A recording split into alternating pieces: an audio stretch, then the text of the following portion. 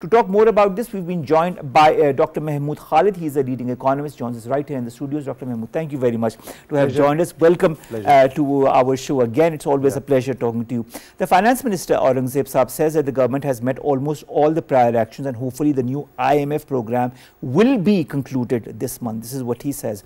And he also has claimed completion of almost all the prior action before time and reaching an agreement in principle with all the provinces as well over the agricultural income tax.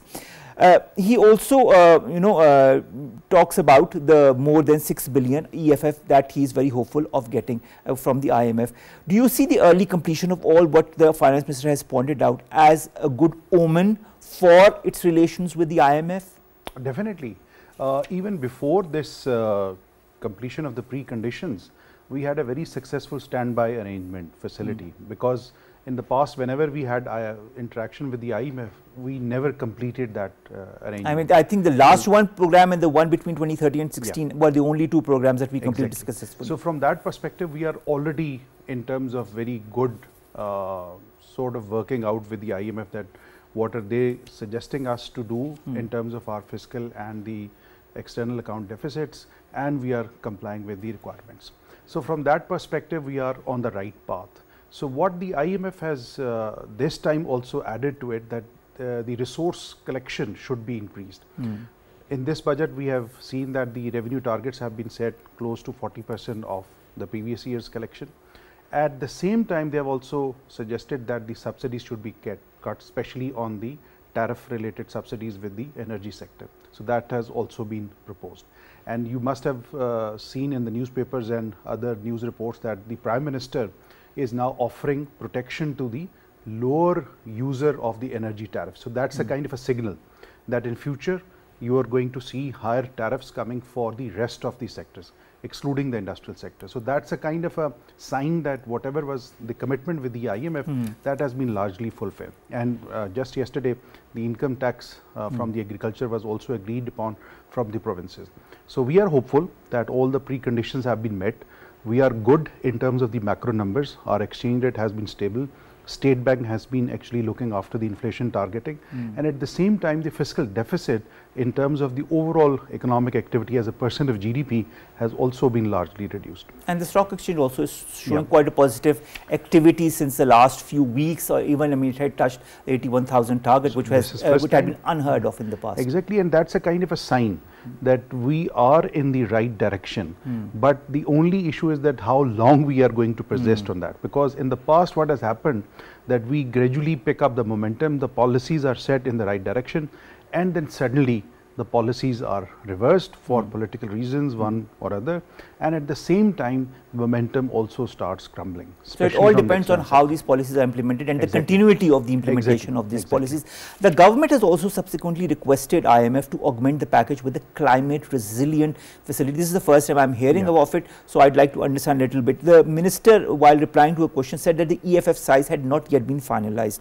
He said once in place, the government will approach the IMF staff with its augmentation with the CRF facility on the eve of the first quarterly review that will happen of the IMF. He also said that the financing did not come up during the ongoing discussions on the EFF. This CRF is a relatively new facility. Tell us a little bit about the CRF, because like myself, I'm sure a lot of people don't know about it. Secondly, how important is it for Pakistan as an addition to the new EFF? Well, if you look at the fiscal side of the government, it comprises of the recurrent budget, the development budget. But over the past, what has happened is that since the natural disasters were regularly occurring, so it was a kind of a risk towards the overall objectives of the budget and the growth sector. So what we have seen in the past is that on an average, every year the government has to actually support for the relief, rehabilitation, as well as some sort of a recovery which has to be made. So this year, the outgoing fiscal year, the IMF actually requested the Ministry of Finance to come out with a report which was based on the risk element related to the climate side. And they have actually put out that what is the cost which the fiscal side has to bear in case there is a disaster. So what happens is that when we talk about the natural disasters, there is a kind of a modeling in which we try to predict that on an average what is going to be the likely impact in the coming years. So if there is no fund facility available for that, in case of the disaster, then the government has to actually take out resources from other sectors. Of course, as it's done in the past. Exactly. So this is what the government and the IMF in terms of the global provision have set up a fund in which such kinds of provisionings are going to be made to those countries which are facing these climate related disasters. So if we had very good capital markets working, we know that the government's budget deficit is also financed from the same capital markets, leaving very less room for the private sector. So in order to protect the overall business environment in terms of availability of the funds, we need to have resources coming outside the system, and this time the government has actually requested the IMF to please augment our resources with that climate resilience fund facility, and that is based on that report which they have produced on the fiscal risk, that this is the cost which on average the government has to bear every year. All right. So, Dr. Mahmood, how much of a possibility is there of the CRF facility being accepted by the IMF? A. Secondly, how much is expected that the IMF will augment the EFF with this CRF facility? Well, normally what happens is that we don't get the CRF facility for the budgetary purposes. Okay. It's a kind of only in fund. In case. It's a contingent fund. In case, God forbid, the natural disasters happen, then the amount is going to be utilized. All right. That is also called in Pakistan as the National Disaster Management Risk Fund. So what is going to happen is that the CRF fund facility, if it comes through, is going to be parked in that fund. And in case of the disaster, or to an extent the mitigation efforts are going to be met. So when the minister says that they are going to ask for augmentation, it's not going to be for budgetary purposes, it's not going to be for purely the balance of payment issues, it is going to be cover for that risk element which normally is happening to our fiscal side. Now the amount depends, because if you look at the cost which they have projected, that's huge, because that goes close to $29 billion, what they have estimated that this is the government support which has to be provided either in terms of the relief rescue as well as rebuilding the infrastructure which actually is swept with the natural disasters. All right. I am not sure that they are going to provide, because if you look at the total size of the fund, that's not that much. Plus there it's are around 50 billion if I'm not wrong. Around 60 billion. And there are many other countries which are also prone to climate change related disasters. So they would also be looking forward for such facilities from them. But at the same time, if we get that facility, so that is going to put us with some kind of a cushion that in case a disaster happens, then it's not going to affect our regular budgetary allocations which we normally do.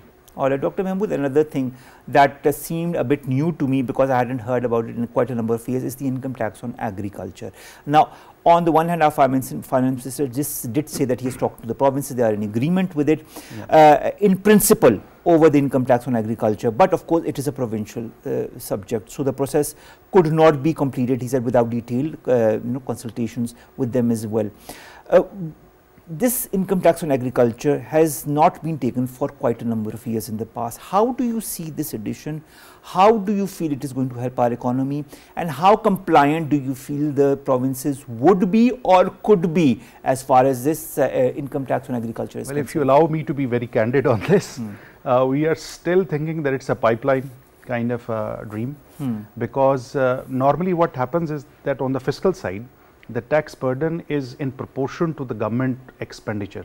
So since the agriculture is primarily the provincial subject, so that is why the income from the agriculture was also asked from the provinces to collect as a tax. Now what has happened in the past is that because of the political economy of this agriculture income tax, it has never been levied at the provincial stage. Even when the FBR was requesting the provinces that let us collect it on your behalf, the provinces has not paid heed to it. Now if you go into the practicalities of the thing, normally what happens is that when you are going to collect the income tax, the first thing is that you have to assess the income.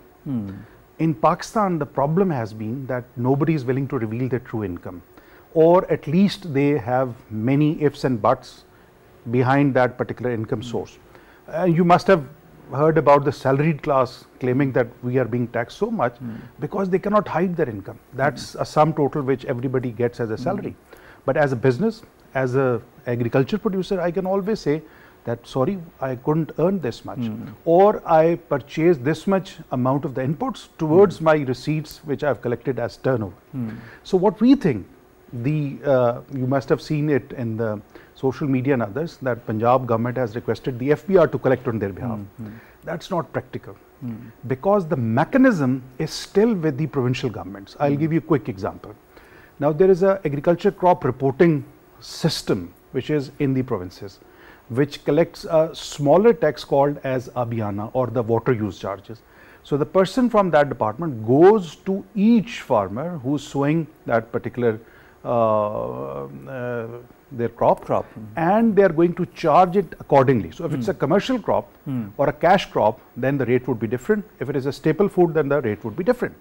So the person sitting in the province already knows that what kind of a crop is going to be sown, what is their likely production. At the same time, the subsidies on fertilizers is also provided by the provinces. The inputs are also provided by the seed companies which are licensed by the provinces.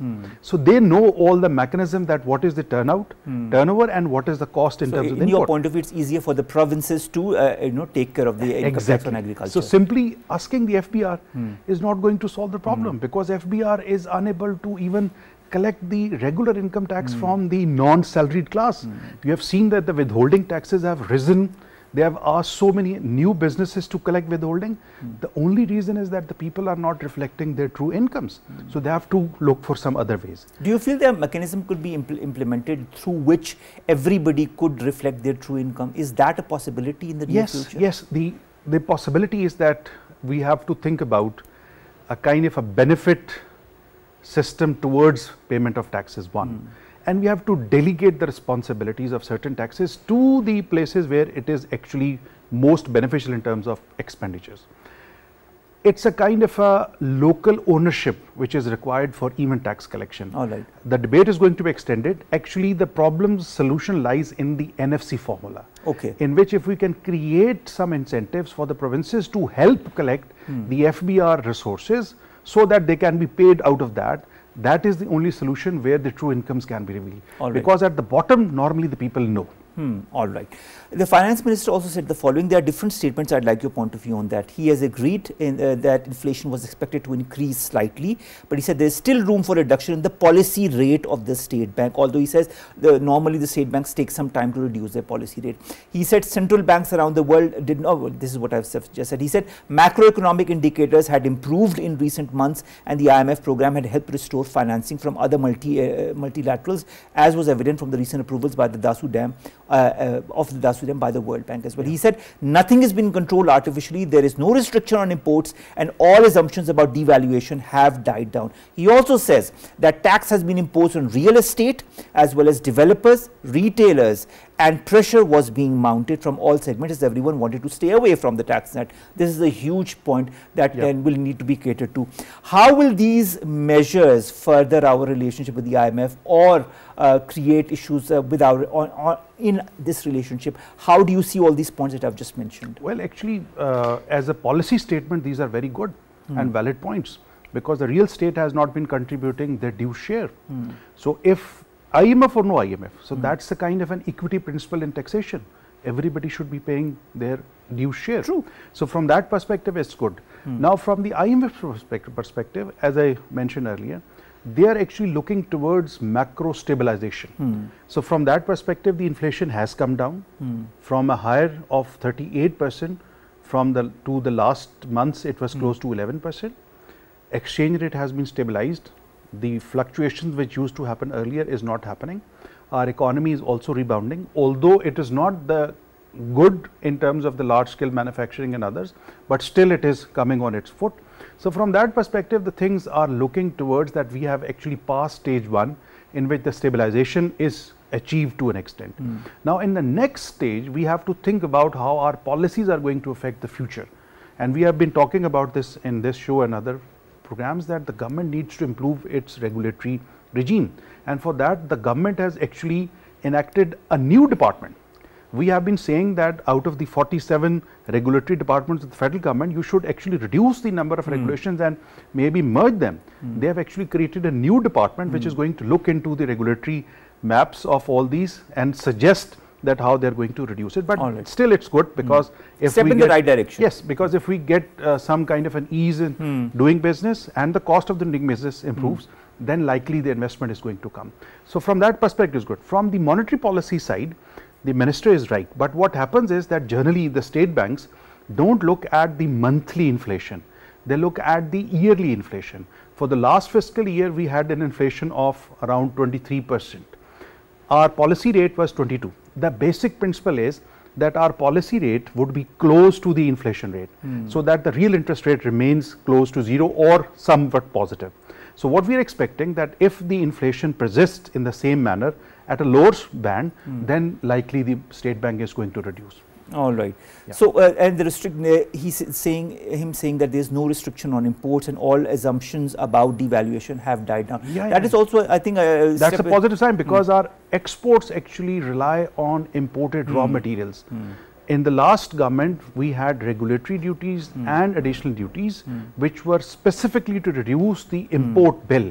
But unfortunately, that has also affected our exports. So we need to open up so that we can again move back to our good exports. Last question, I need a short answer. Yeah. Mr. Aurangzeb says the IMF has asked for eliminating presumptive tax and and he says the tax on exporters was introduced because of that reason. He said exporters are worried, but we also have our own compulsions. But he says all tax refunds were being paid to exporters and more than 260 billion rupees had been cleared so far. Is the elimination of presumptive tax and this imposition of tax on exporters a step in the right direction? Exactly, because this is how we can improve our tax policy. When you are doing taxation on presumptive basis, you are either under-taxing or you are over-taxing.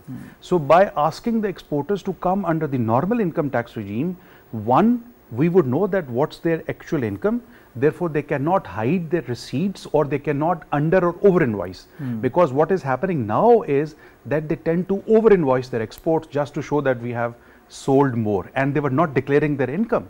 So once we get them on the normal income tax regime, they would be actually bringing back their export receipts. But on top of that, what has happened is that because of the technology, now we can actually provide them the required input adjustments which were not provided in the presumptive regime.